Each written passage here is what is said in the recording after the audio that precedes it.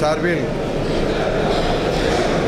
தமிழர்களுடைய பாரம்பரியமான விளையாட்டான ஜல்லிக்கட்டை அலங்காநல்லூர், பாலமேடு, அவனியாபுரம் ஜல்லிக்கட்டு சம்பந்தமான ஆலோசனை கூட்டத்தை மாவட்ட ஆட்சித்தலைவர், மாநகராட்சியினுடைய ஆணையர், மாநகராட்சியினுடைய ஆணையர் காவல்துறை, அதேபோல் மாவட்ட கண்காணிப்பாளர், அதேபோல் அனைத்து துறையினுடைய அதிகாரி பெருமக்கள் அழைக்கப்பட்டு அலங்காநல்லூர், பாலமேடு, அதேபோல் அவனியாபுரத்தினுடைய அந்த மக்களையும் அழைத்து ஆலோசனை கூட்டம் நடத்தப்பட்டது. அதில் சுமூகமான எந்த விதமான பிரச்சனையும் இல்லாமல் கடந்த ஆண்டு எந்த அளவிற்கு சிறப்பாக நடத்தினார்களோ அதே போல் இந்த ஆண்டும் சிறப்பாக நடத்த வேண்டும் என்று அனைத்து அதிகாரிகளுடைய ஒத்துழைப்போடும் கிராமத்தில் இருக்கக்கூடிய அந்த கமிட்டி மற்றும் பொதுமக்களுடைய ஆலோசனையின் பேரில் இந்த ஆண்டு ஜல்லிக்கட்டு சிறப்பாக நடைபெறுவதற்கான ஆலோசனை சிறப்பாக முடிந்தது.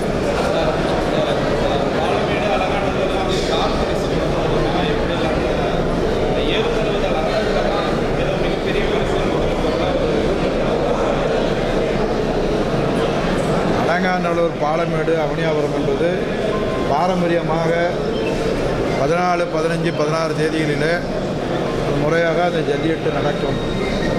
அது எப்பயும் போல் நடக்கும். அதில் யார் ஸ்பான்சர் பண்ணுறாங்களோ அந்த ஸ்பான்சர் என்னென்ன கொடுக்குறாங்களோ அது பிரகாரம் நடக்கும். அதில் எந்த விதமான மாற்று கருத்து இருக்காது.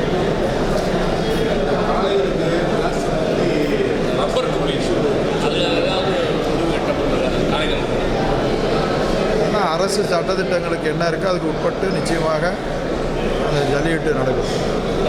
ஒவ்வொரு ஊர்லேயுமே காலைகள் அவங்க போகிறோம், எவ்வளோ ஜல்லிக்கட்டு கலந்துக்கிற போகிறாங்க அப்படிங்கிற மாதிரியாக முடிவெடுத்துருக்கோம்.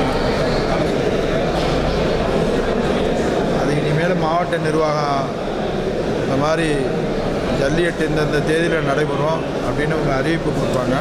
அந்த அறிவிப்புக்கிணங்க எவ்வளோ மாடு வருது, அதில் எந்த இதுனா பூரா ஆன்லைனில் வருகிற போது அது முறைப்படியாக மாவட்ட ஆட்சியர் அங்கே மீட்டிங்கில் பேசும்போதே சொன்னாங்க.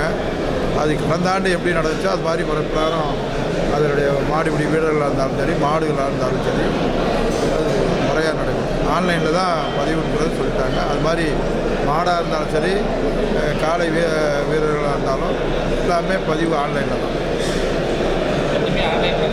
ஆமாம், ஆன்லைனில் தான்.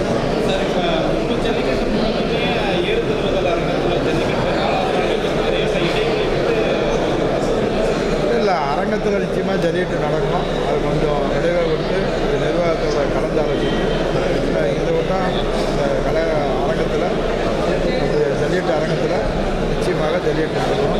பல்வேறு நிகழ்ச்சிகளும் அதே போல் தமிழர்களுடைய அந்த பொங்கல் திருவிழாவில் எல்லாம் கேட்டிருக்காங்க. அதை ஆலோசித்து மாவட்ட ஆட்சியர் முடிவு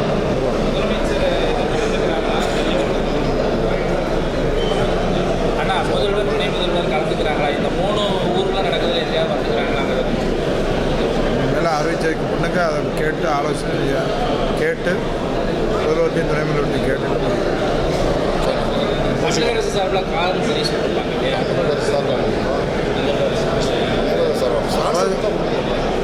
அரசு சார்பில் எதுவும் கொடுக்குறதில்ல. முதல்வர் சார்பிலையும் துணை முதல்வர் சார்பிலையும் ஸ்பான்சர்ஸுக்கு கொடுப்பாங்க. யார் பேரில் வேணுமாலும் கொடுக்கலாம். யார் வேணும்னாலும் நிறைய பேர் நீங்கள் கொடுக்குறத பார்த்துருப்பீங்க ஜல்லிக்கட்டில்.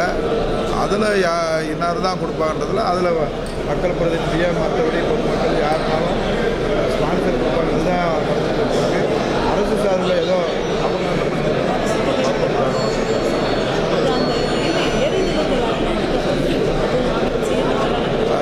ஜாதி பேரை சொல்லி மாட வைக்கிறது